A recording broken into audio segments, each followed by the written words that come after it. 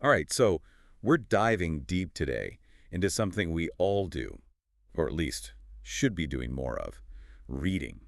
And not just skimming headlines, but really getting the most out of it. Yeah, exactly. I mean, everybody knows reading's important, but maybe not everyone's got those pro tips to make it easier, more enjoyable. That's what we're here for. Hmm.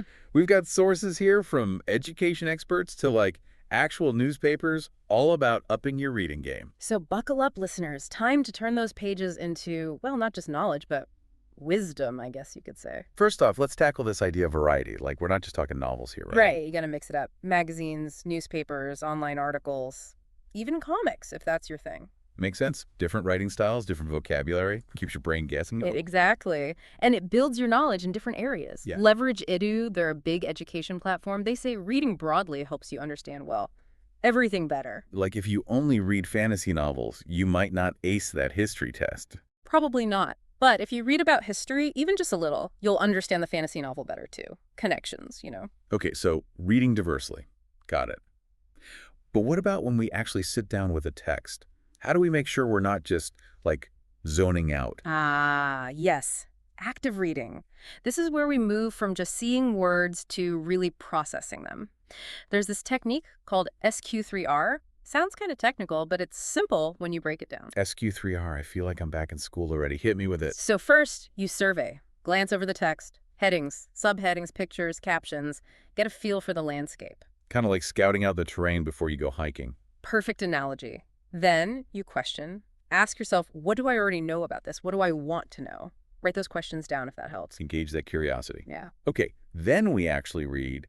But it's not passive anymore, right? We're looking for those answers. You got it. And once you've read a section, recite. Summarize it aloud or in your head. No peeking back. This forces your brain to process what you just read.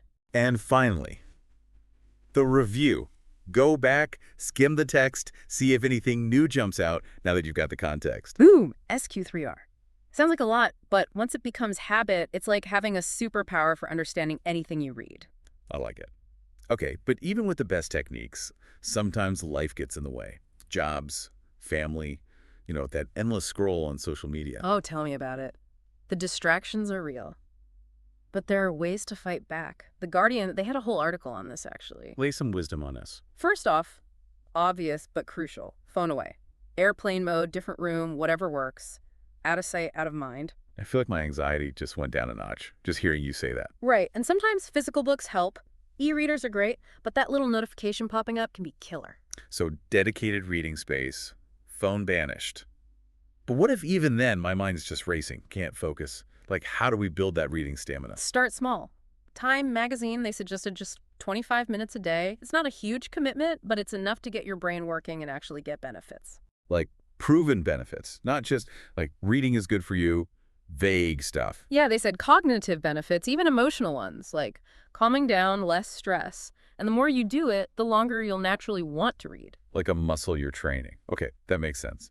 But reading doesn't have to be a solo sport, right? Definitely not. Book clubs, friend discussions, online forums, all of that adds another layer to understanding. Because you're getting different perspectives, right? Maybe someone Yeah. catches something you missed or interprets things differently. Exactly. Plus, it makes reading more social, more fun, sharing those aha moments. It's awesome. And hey, tech can be our friend here too, right? Yeah. Not just the distraction demon.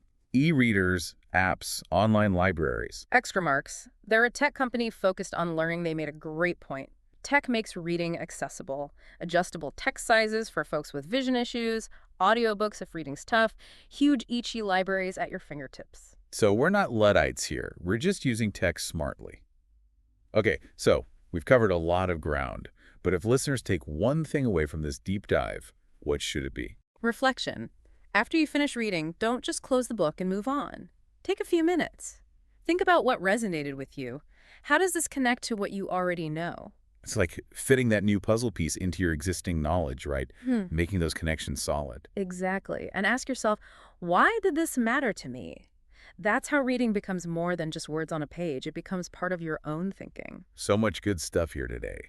From picking diverse reads to tech tips to, the mental habits we build. I feel inspired. Me too. And remember, even one small change can make a big difference. Pick one thing you liked from our deep dive and try it out. You might surprise yourself. Before we go, I'm genuinely curious, listeners. What's that one thing you're going to try? Hit us up on social media. Let us know. And until next time, happy reading.